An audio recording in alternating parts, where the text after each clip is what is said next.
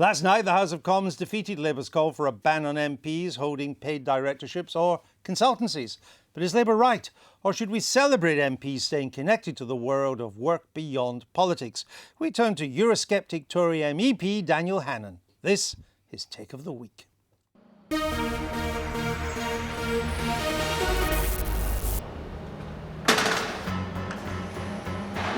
to Abbott.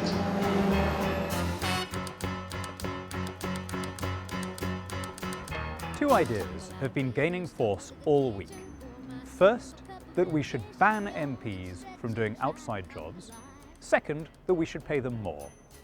I'd like to argue precisely the opposite. We should have citizen legislators who meet occasionally, who are given a stipend in recognition, but who expect to support themselves mainly by doing whatever it was they were doing before they were elected. Working 9 to 5, what a way to make a living, barely getting by. It's all taking and no giving. That's more or less what happens in Texas. Its legislature meets for 140 days every 2 years. Legislators get $600 a month, plus 150 days when the legislature is in session. It's compensation for the time they're taking off work, but no one sees it as a salary. The legislators take the ups and downs of the real economy along with their constituents, and you know what? I can't help noticing that Texas is doing pretty well. One of the wealthiest states in the Union, growing economy, people are moving there from all over the US. Ah, you say, but when are MPs going to find the time? Shouldn't they be working all week for their constituents? Well, it's true, all elected representatives are busy.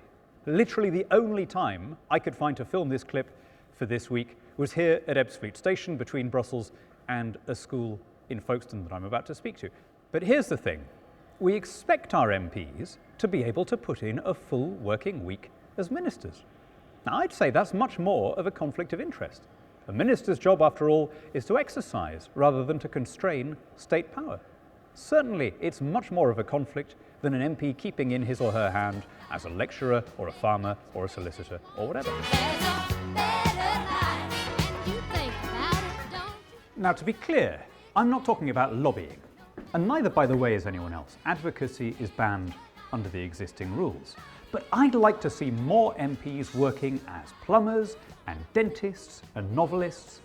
And if you're worried that they'd spend too much time on those professions, how about this? Let's have a powerful external regulator that can decide whether to fire them. In fact, we've already got one. It's called the electorate. And from the choo-choos at Ebbsfleet International Station to our own little choo-choo here in the heart of Westminster. Daniel joins us. Welcome to the programme. Diane, should MPs be free to take second jobs?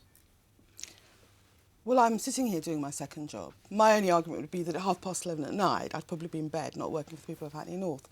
I think that the direction of travel of public opinion is against MPs doing anything except being MPs, and that's certainly Ed Miliband's position.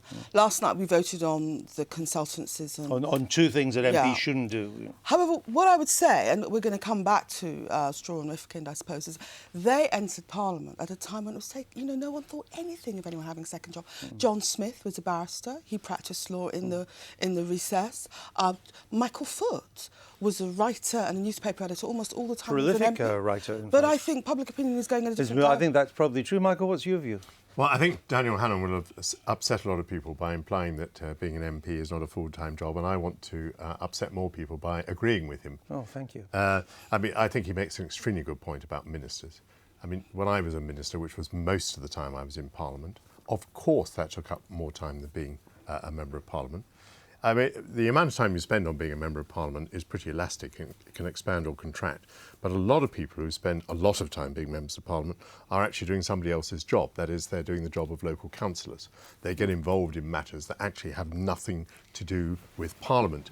And I do think that at a time when the public is crying out that members of Parliament are distant and disconnected and don't understand real life, it is, to say the least of it, a bit of a paradox that they're trying to stop them having connections with the real world. To be fair, Michael, whether or not being an MP is a full-time job does depend on your constituency. It'd be very hard to do some constituencies as a part-time Would job. you have refused to be a minister then?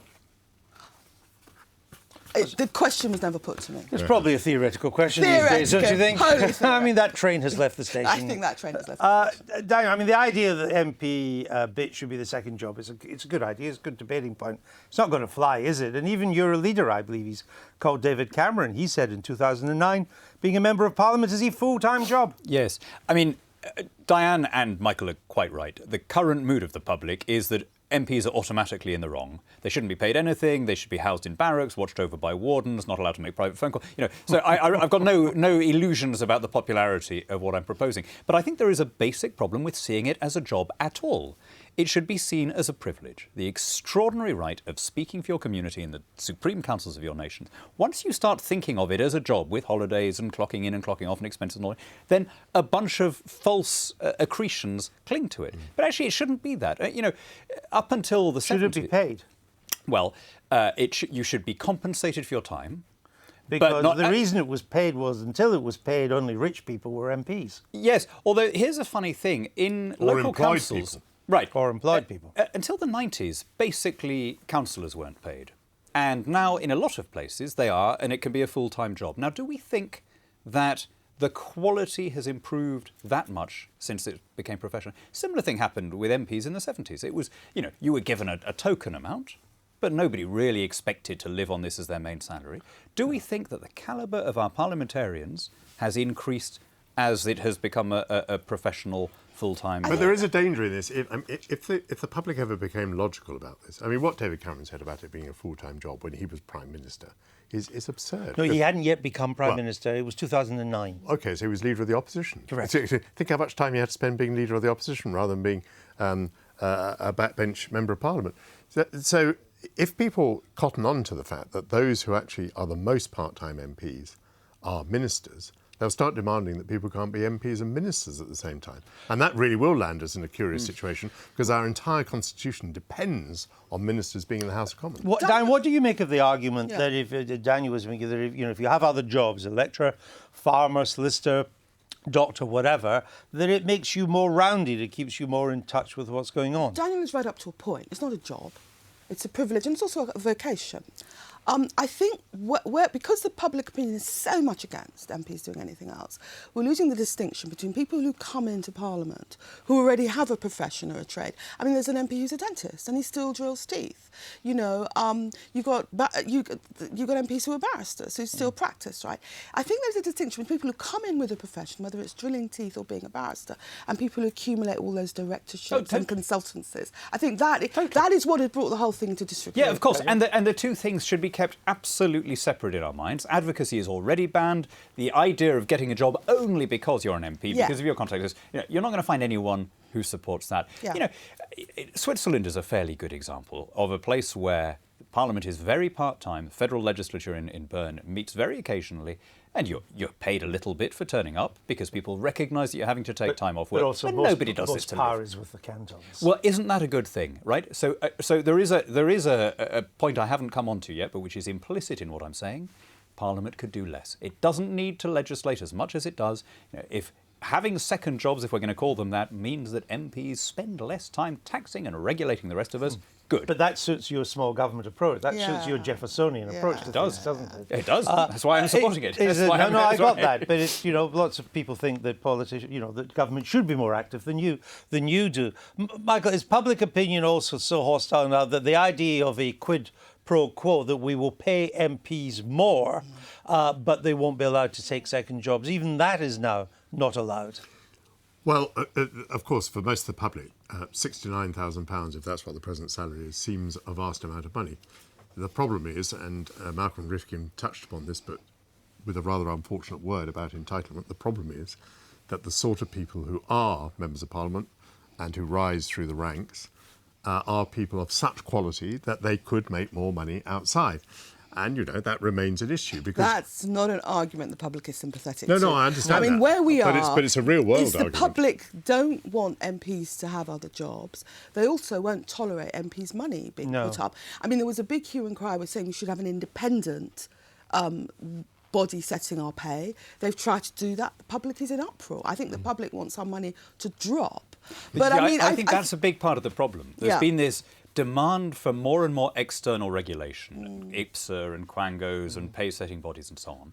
And I think that's actually replaced a culture of conscience among parliamentarians with a culture of compliance. If you look at what everyone was saying during the expenses revelations, everyone had the same justification, which was everything I did was within the rules. Yeah. In other words, instead of asking themselves, is this the right thing to have done? They were asking, is this technically all right? Have I ticked all the boxes? Yeah, now, that must be a bad thing. So paradoxically, and I realise this is a very hard thing to say, but someone should say it, if you took away all of those external regulators, if you said, look, there is one regulator that counts here, and you get it every 4 or 5 years on polling day, you have to justify your behaviour, I think that would be the best way of encouraging better behaviour. Mike, the fact is the rules don't matter because it's the bar of public opinion that now counts, and the bar of public opinion ruled against Jack Straw and Malcolm Rifkin. Where do we go from here? Well, I think it's extraordinary that we find ourselves where we are. I mean, had you said to me a week ago, 2 former foreign secretaries are going to fall foul of a sting. With good reputations. With good reputations, after years and years of stings, after years and years of scandal about expenses, I mean, I just wouldn't have believed it. So who can predict where it will go? I suppose there may yet be more cases in the future. I can predict. I think that Ed Miliband has captured the public mood on this, that it should only be one job. And I think what you're going to see over time is that more MPs, more so on the Tory side probably, will have to be very wealthy. And on the Labour side, more MPs are going to be people who have studied politics, become political advisors. Well, just and Isn't then that a bigger problem? I Final word what to about, you know, I'd love to see Ed Miliband proposing a ban on people who've done nothing except politics. See how far he'd get with that. Very well. See, it could be a much smaller House of Commons. Daniel, thank you very much. Thank you.